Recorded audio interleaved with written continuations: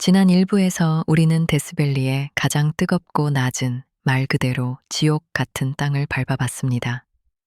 하지만 여러분, 데스밸리가 그저 소금과 열기뿐인 죽은 땅이라고 생각하신다면 큰 오산입니다.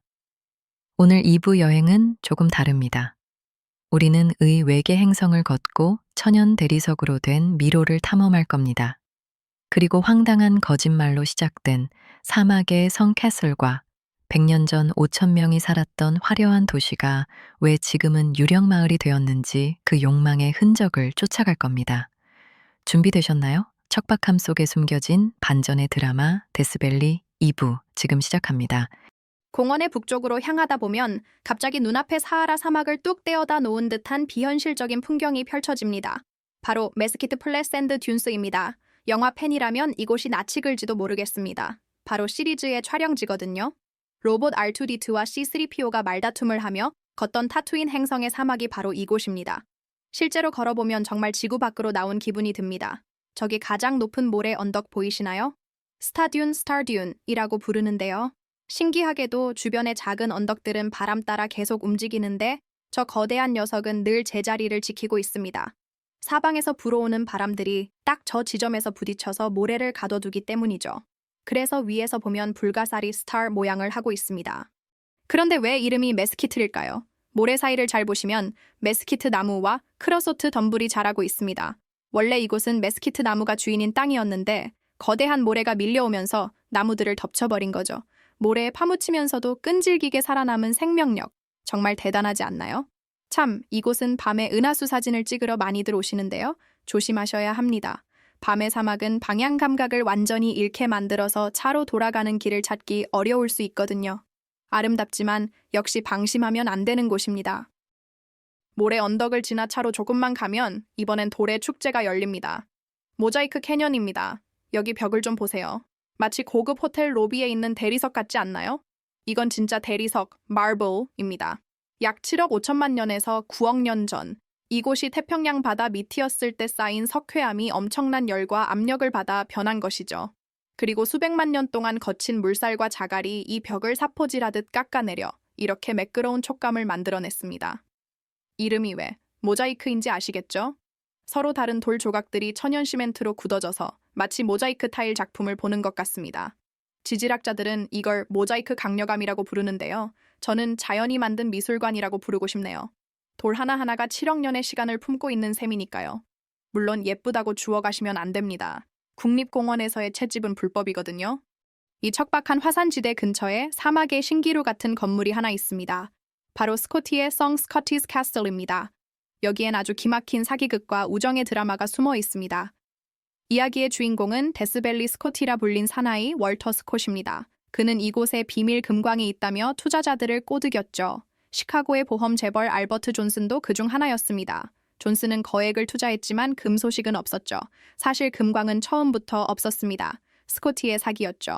존슨이 금광을 보러 직접 오겠다고 했을 때 스코티는 그를 험한 사막으로 끌고 다녀서 지쳐 떨어져 나가게 할 속셈이었습니다. 그런데 여기서 반전이 일어납니다. 평소 건강이 좋지 않았던 존슨이 데스밸리의 건조한 기후 덕분에 오히려 건강을 회복한 겁니다. 존슨은 금광이 없다는 걸 눈치챘지만 스코티를 용서했습니다. 오히려 건강이라는 진짜 보물을 찾게 해준 이 엉뚱한 사기꾼과 평생 친구가 되기로 했죠. 존슨은 이곳에 별장을 지어주고 스코티가 마음껏 살게 해줬습니다. 스코티는 내 금광 수익으로 지은 성기야 라고 뻥을 치고 다녔고 물주인 존슨은 옆에서 웃으며 나는 스코티의 은행원일 뿐이요 라고 장단을 맞춰줬다고 합니다. 하지만 이 성은 미완성으로 남았습니다. 1931년 측량 실수로 이 땅이 국유지라는 게 밝혀졌고 대공황까지 겹쳐 공사가 중단되었기 때문이죠. 사기로 시작해 우정으로 꽃피웠지만 결국 번지수 잘못 찾은 땅 때문에 멈춰버린 성. 정말 데스밸리다운 이야기 아닌가요? 이제 우리는 데스밸리 국립공원 경계를 살짝 넘어 네바다주의 라이올라이트로 왔습니다. 한때는 5천 명 이상이 살았던 대도시였지만 지금은 완벽한 유령 마을입니다. 904년 금이 발견되자마자 사람들은 미친 듯이 몰려들었습니다. 불과 몇 년 만에 3층짜리 은행, 오페라 하우스, 수영장, 심지어 아이스크림 가게와 50개의 살롱이 들어섰죠. 당시엔 전기와 수도까지 들어오는 최첨단 도시였습니다. 하지만 이 화려함은 신기루처럼 사라졌습니다. 1907년 금융공황과 광맥 고갈로 도시는 순식간에 몰락했고 1920년엔 단 14명만이 남았습니다. 인간의 욕망이 얼마나 덧없이 사라지는지를 보여주는 살아있는 박물관입니다. 폐허 속에 독특한 집이 하나 남아 있습니다. 벽을 자세히 보세요. 전부 술병입니다. 톰 켈리의 병집인데요. 당시 사막에선 나무보다 술병 구하는 게 더 쉬워서 약 5만 개의 빈 병을 쌓아 집을 지었다고 합니다. 100년 전 광부들이 마신 술병들이 지금은 집이 되어 남아있는 거죠. 라이올라이트를 떠나 다시 데스밸리로 돌아가는 길, 평범한 도로가 아닙니다. 타이투스 캐년입니다. 네바다 쪽에서 데스밸리로 들어가는 일방통행 비포장도로인데 운전해서 갈 수 있는 가장 스릴 넘치는 코스 중 하나죠. 이 길 중간에는 레드필드, 리드필드라는 또 하나의 유령 마을이 있습니다. 1920년대 납이 쏟아진다는 과장 광고에 속아 사람들이 몰렸지만 결국 또 사기로 밝혀지며 사라진 마을이죠. 데스밸리엔 왜 이렇게 사기꾼들의 흔적이 많은 걸까요? 운전하면서 절벽 위를 잘 살펴보세요.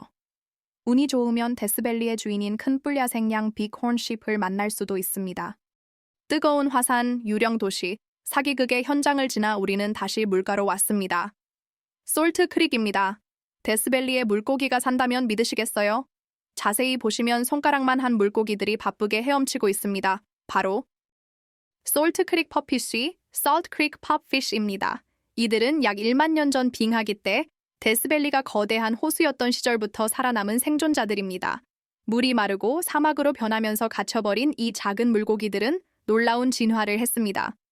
바닷물 수준의 짠 소금물도 견디고 40도가 넘는 뜨거운 물에서도 살아남죠. 특히 봄철 짝짓기 시즌이 되면 수컷들은 파란색으로 변해서 암컷을 유혹하는데 그 모습이 마치 강아지가 꼬리를 흔들며 노는 것 같다고 해서 퍼피쉬 팝피쉬라는 귀여운 이름이 붙었습니다. 인간이 세운 화려한 도시 라이올라이트는 고작 10년 만에 먼지가 되어 사라졌지만 이 작은 물고기는 1만 년을 버텨냈습니다. 어쩌면 데스밸리의 진정한 승자는 인간이 아니라 이 작은 퍼피쉬가 아닐까요? 스타워즈의 모래 언덕부터 사기극으로 지어진 성, 그리고 유령 마을과 기적의 물고기까지. 오늘 2부 여행 어떠셨나요?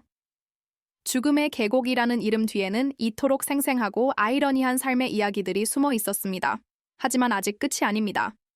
다음 3부에서는 미스터리한 스스로 움직이는 돌을 찾아 떠나는 오프로드 대장정과 데스밸리를 한눈에 내려다보는 최고의 뷰 포인트로 여러분을 안내하겠습니다. 구독과 좋아요 잊지 마시고요. 다음 영상에서 만나요. 안녕! 여러분, 데스밸리 하면 뭐가 제일 먼저 생각나세요?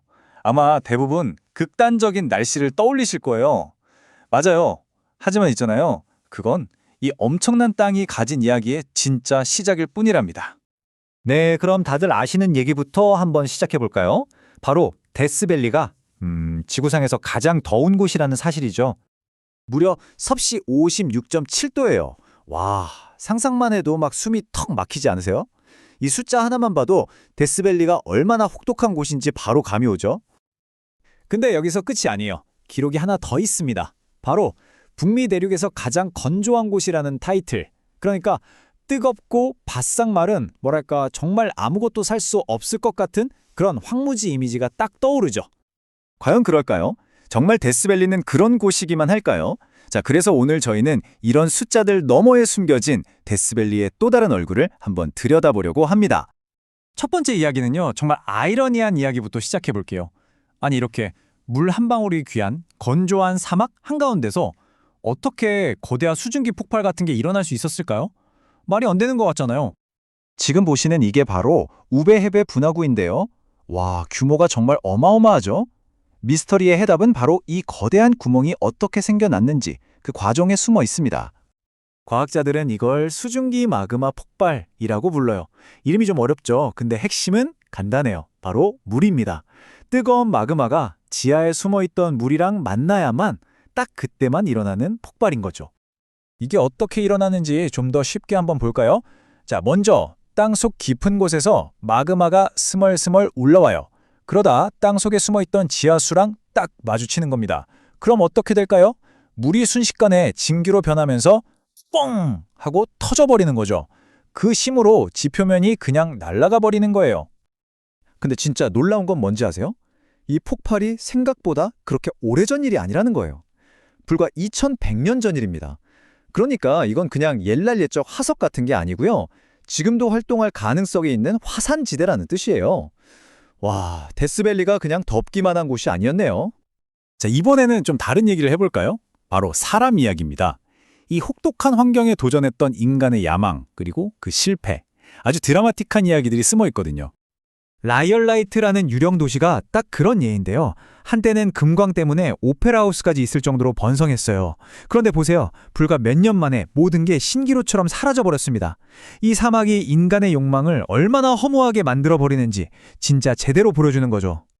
하지만 모든 이야기가 이렇게 허무하게 끝나는 건 아니에요. 아주 재미있는 우정 이야기도 있거든요.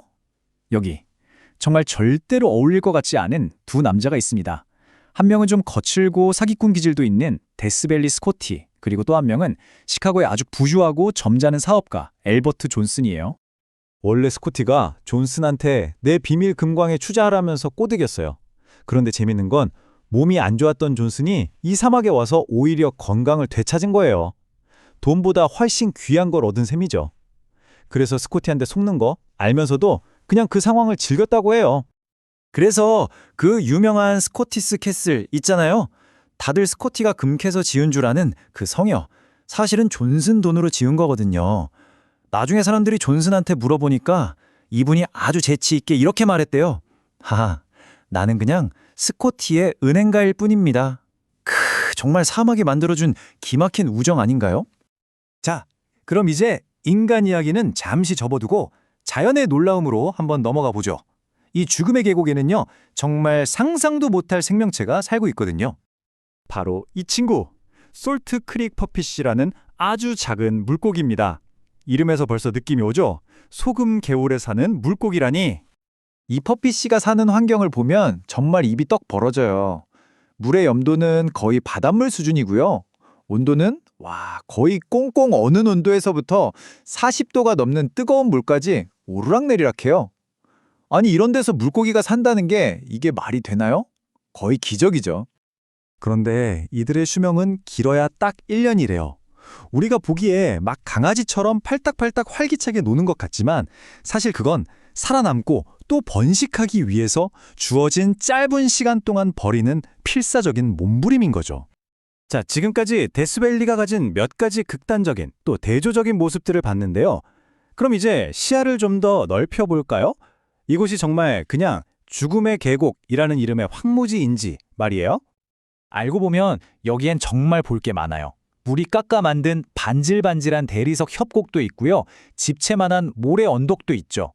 수천 년 전 원주민들이 남긴 고대 암각화도 발견되고요. 그리고 밤이 되면 아마 세계에서 가장 깨끗한 밤하늘을 볼 수 있을걸요. 결국 이 넓고 거친 풍경은요. 그냥 죽어있는 땅이 아니에요. 바위 하나, 모래알 하나하나에 수많은 이야기가 새겨져 있는 뭐랄까 거대한 야외 박물관 같은 곳이죠. 그러니까 죽음의 계곡이라는 이름과는 정반대로 이곳은 어쩌면 끝이 아니라 계속해서 새로운 걸 발견할 수 있는 그런 공간 아닐까요? 글쎄요. 다음번엔 또 어떤 놀라운 이야기가 우리를 기다리고 있을지 정말 궁금해지네요.